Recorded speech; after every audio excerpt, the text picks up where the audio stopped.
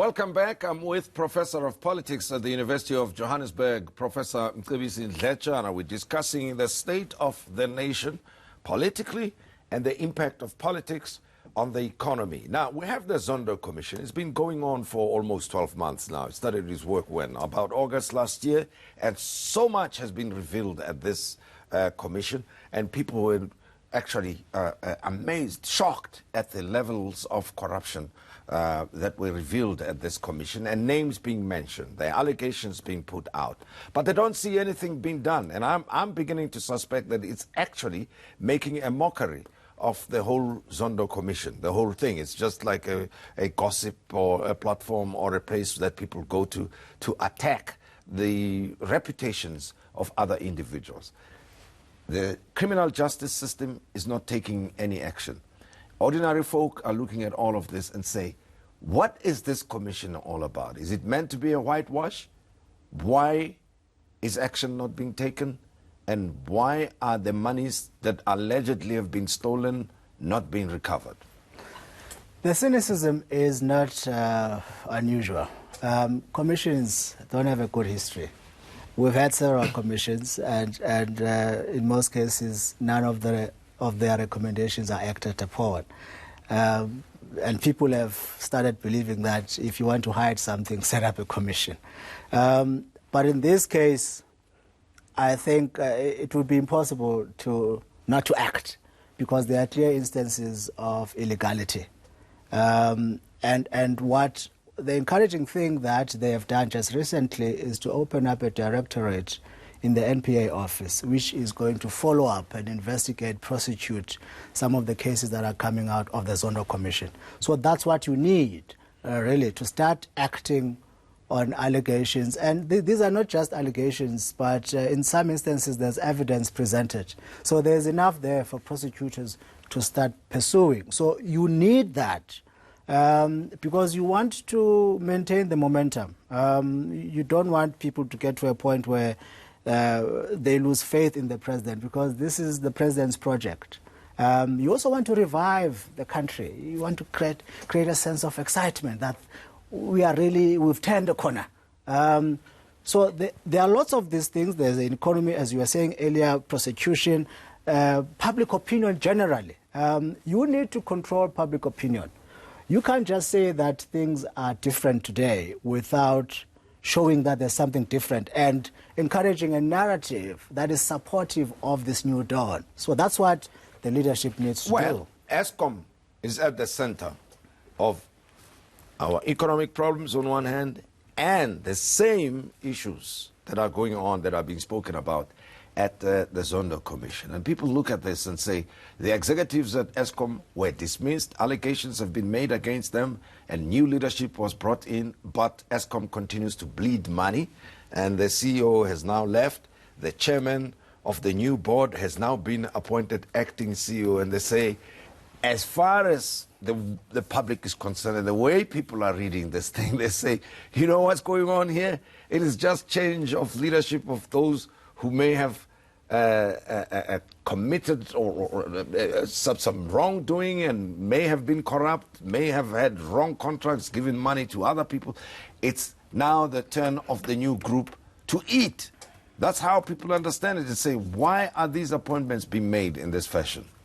You see, part of the problem here is the culture of parastatals, and how government has related to these parastatals, in that you cannot get a CEO and give that CEO a tough mandate to turn around this business within about a year or so, and not give the required powers to do that. Take, for instance, the case of Jachana at SAA.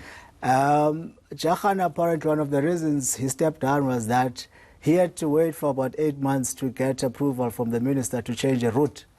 Plane from going here to there, it takes 8 months. I mean, that's nonsense, isn't it? Especially if your parastatal is in a crisis, right? So you need to have a similar change of culture in how you do things. But at the same time, the problems, though, are a lot bigger than that, especially at ESCOM, because you have excess staff. The parastatal doesn't have money. Right? So how are you going to maintain or pay these people? So serious decisions will have to be made. It cannot be business as usual, and the question then arises, will the president be bold enough to take those decisions?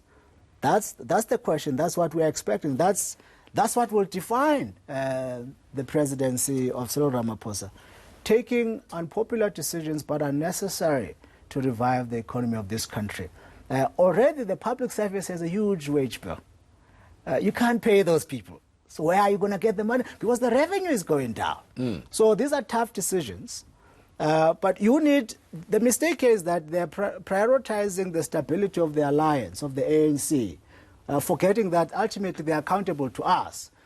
So you want to keep your friends within the alliance, not upset the alliance, which then inhibits you from taking necessary actions. But to revive the economy, you need to take those necessary actions. Well, give me your own sense of the extent of the trouble we're in, economically speaking. Say there's no money, okay? We've got a bloated public sector and, of course, huge debt levels. People are losing jobs, but I want to get your take on the state of the nation when it comes to the public finances as well as the performance of the economy. Well, we're bankrupt. We cannot generate enough money to meet our needs. We can't generate enough money. And unfortunately, our needs are constant and present. We have a bloated public service that we need to pay money to. But the money that we are generating is not enough. So we are at a deficit. And even the amount that we are paying back is not enough, right? So we are in areas. So we need to get money from somewhere. But to avoid taking money from elsewhere, it means we have to cut out on our expenses, cutting down your budget.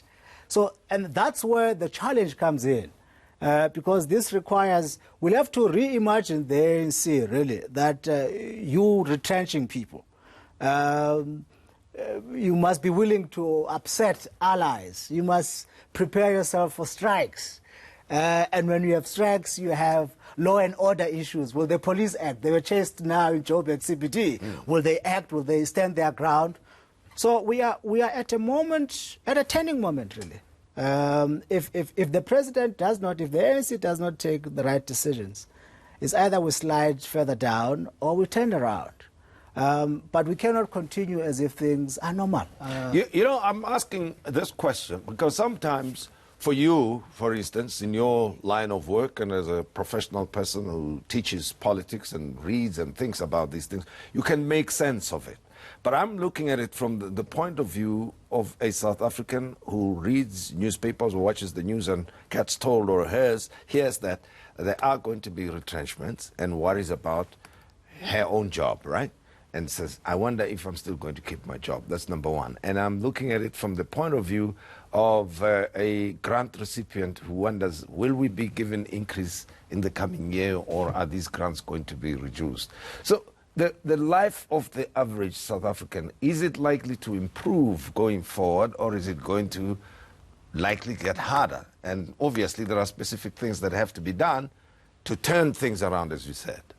It will get harder before it improves. Because the decisions that will have to be taken are decisions that are going to lead to retrenchments. The economy is not doing well, so revenue take will not improve significantly. It might mean that there won't be any increases for social grants, this and that. But once we take these unpopular decisions and we get everyone, the leadership of this country, especially the ruling party, must get everyone behind one uniform message.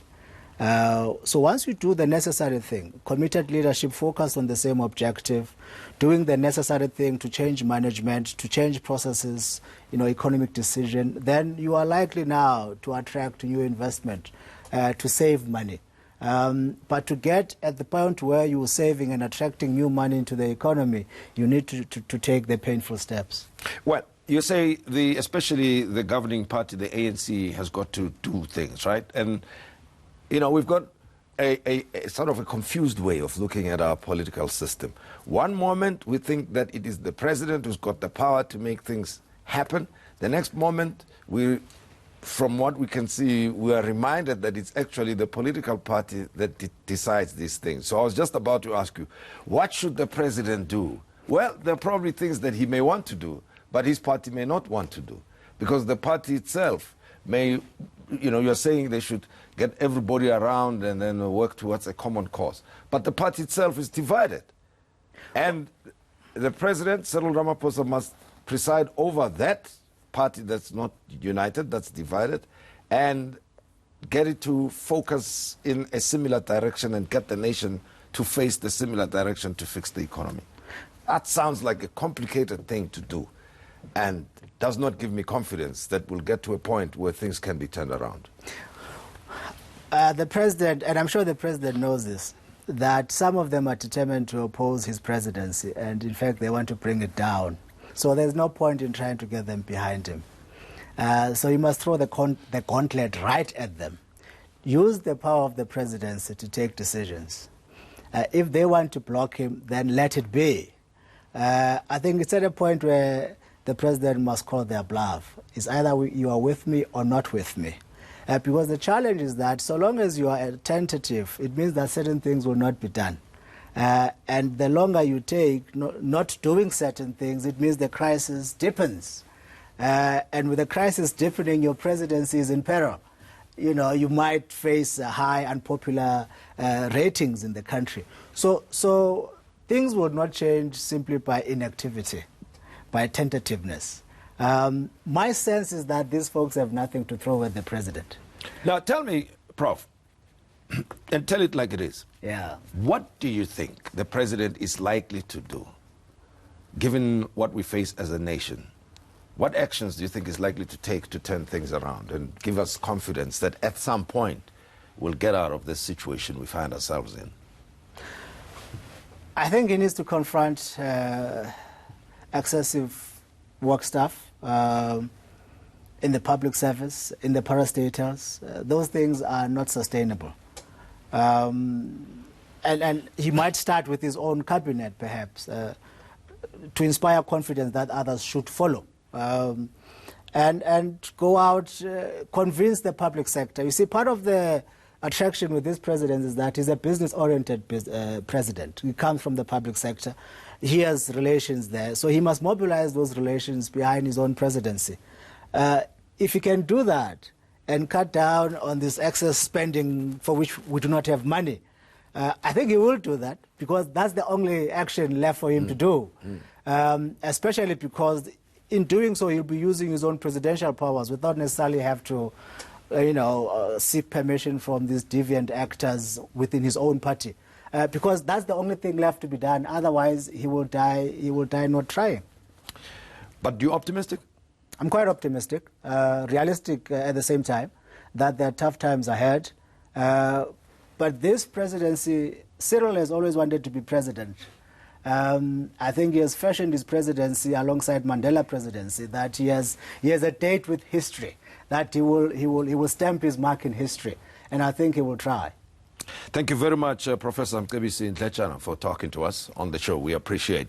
And in a short break, we will be looking at the report that has just been published by the Land Reform Review. We'll be having a discussion on that. Don't go away. Don't forget also to share your thoughts on social media, #the Modise Network.